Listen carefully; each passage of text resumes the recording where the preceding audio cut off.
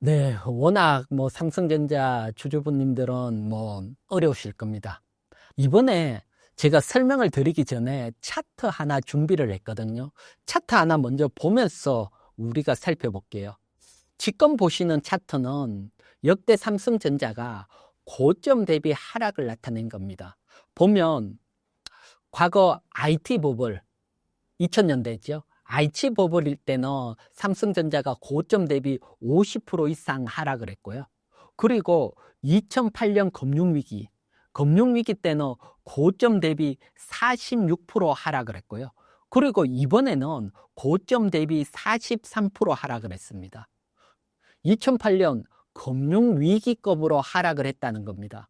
그렇다면 여기서 중요한 것은 다른 게 아니고 IT 버블이나 2008년 금융위기는 글로벌 위기입니다. 글로벌 위기.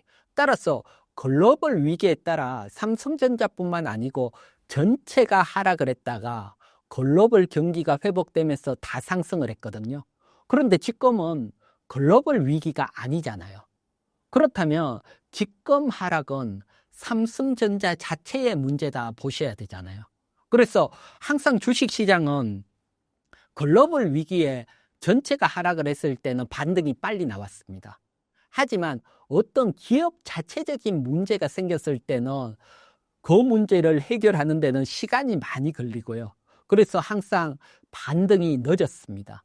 그런 측면에서 본다면 이번 삼성전자 하락은 바로 크게 반등하기는 쉽지 않을 거다.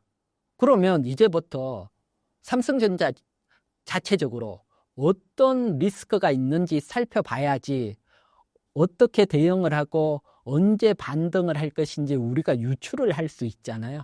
그래서 그 부분 한번 보도록 할게요.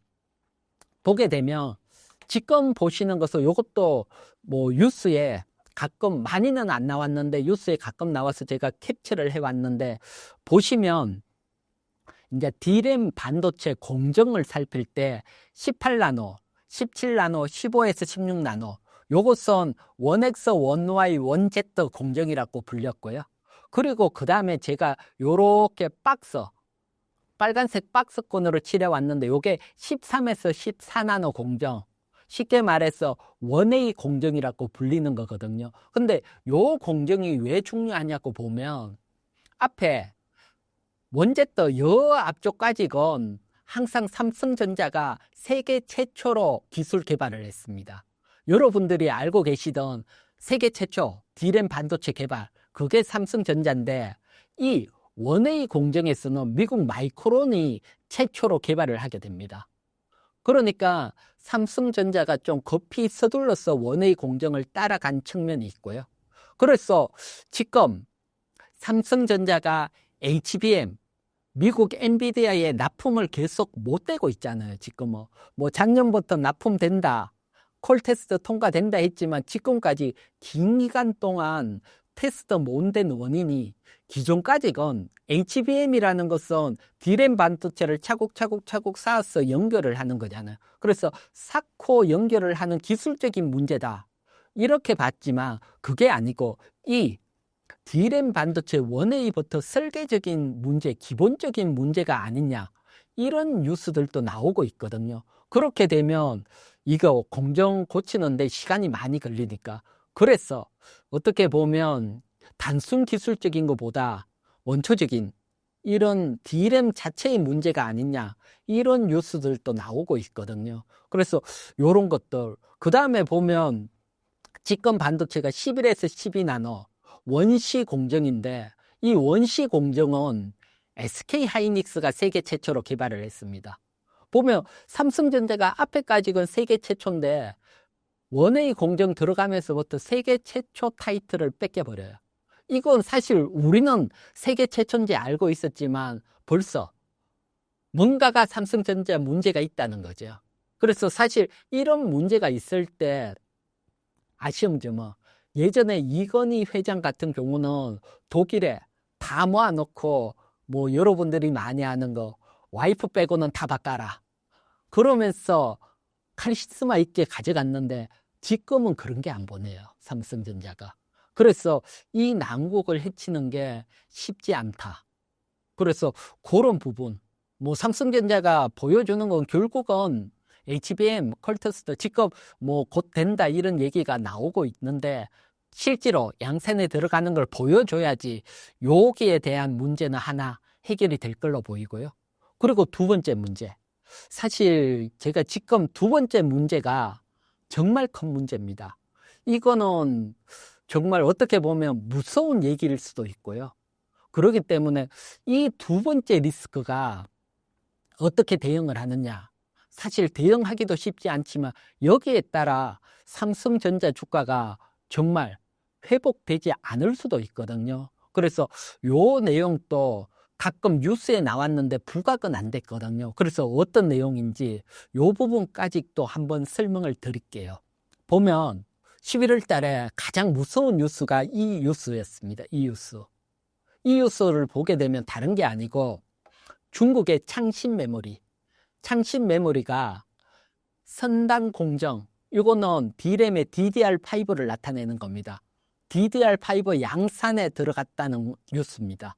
보면 창신 메모리가 DDR4에 이어서 DDR5도 양산을 시작한 것으로 안다. 그리고 밑에 보면 뭐 CXMT가 창신 메모리거든요. 창신 메모리가 DDR4에 이어서 DDR5 제품까지 저가 물량 공세에 나선다면 삼성전자와 SK하이닉스는 위험하다. 그래서 아직은 정말 창신 메모리가 미국의 제재를 뚫고 DDR5를 양산에 들어갔다면 이건 사실 반도체 업황이 장기간 어려워집니다. 정말 장기간 어려워질 수 있고요. 왜 어려워지는지 그걸 단적으로 딱 보여준 게 있거든요. 한번 보도록 할게요. 이것은 D램 가격입니다. D램 가격을 보면 8월에서 9월로 가는 D램 가격이거든요. 이때 창신 메모리가 DDR4 저가로 물량을 막 밀어내고 있거든요. 밀어내고 있는데 이 DDR4 요 가격을 보게 되면 8월에서 9월 동안 DDR4 16GB 같은 경우는 22% 가격이 폭락을 했습니다. 그 다음에 8GB 같은 경우는 17% 폭락을 했습니다. 중국이 들어오면 가격이 폭락을 하게 되죠. 그런데 지금 DDR5 위에 그는 그대로 가격이 유지되고 있습니다. 이건 창신 메모리가 아직 물량을 쏟아내지 않기 때문이잖아요. 그런데 만약 DDR5까지 정말 양산에 들어갔다면 내년에 반도체 핵심인 DDR5 가격까지 폭락을 한다는 거죠. 그렇게 되면 반도체 업종은 마진을 남기는 건 거의 불가능해집니다. 정말 어려워지는 거죠. 더 걱정은 뭐가 하면 창신 메모리가 정말 DDR5로 들어갔다면 문제가 이번에 3분기 삼성전자가 이제 실적 컨퍼런스 콜에서 내년도 어떻게 대응을 할 것이냐. 그때 보면 창신 메모리 DDR4가 강하게 오니까 DDR5 물량을 늘릴 거다. 4를 줄이면서. 그렇게 대응한다 했는데 DDR5까지 양산에 들어갔다. 그러면 대응 자체가 없다는 거잖아요. 그래서 이게 사실이라면 정말 반도체 업체는 정말 어려워지고 장기간 어려울 수밖에 없거든요. 그렇기 때문에 제가 판단을 했을 때는 지금 7월부터 외국인들이 정말 폭탄 매도를 던졌잖아요. 그게 이 영향이 아닐까 뉴스에. 그래서 미리 외국인들은 이걸 보고 빠져나갔지 않았나 이런 생각이 들기 때문에 좀 어려워 보입니다. 그래서 창신 메모리라든가 정말 양산이 들어갔는지 뭐 정말 제품이 나오는지 요것도 살펴보고 정말 이제 뭐 공급되고 제품이 뭐 공급된다 이러면 반도체는 한동안 또 접근을 하면 어려운 환경이 아닐까 설명을 드릴게요. 그리고 여러분 요거 한번 볼게요. 그래서 가격이 정말 어려워지는데 요거는 트랜스포스가 예상한 중국 메모리 비중입니다. 지금 창신 메모리가 4에서 5%인데 올해가 내년이 되면 10%가 넘어간다는 겁니다. 세계 시장 점유율이. 정말 보면 중국 정부는 자기네 칩 서면 보조금까지 준다. 이런 보조금을 얻고 창신 메모리가 시장 점유율을 막 늘리고 있거든요.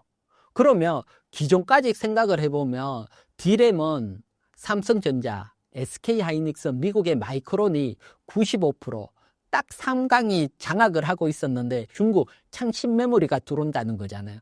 그렇게 되면 어떤 현상이 생기냐고 하면 지금까지건 삼성전자, SK하이닉스, 미국의 마이크론이 가격이 빠지면 서로 감산을 해서 가격을 올리고 그러면서 반도체 사이클을 만들어 왔거든요. 그러면서 수익을 냈는데 중국 애들은 이런 거 없어요.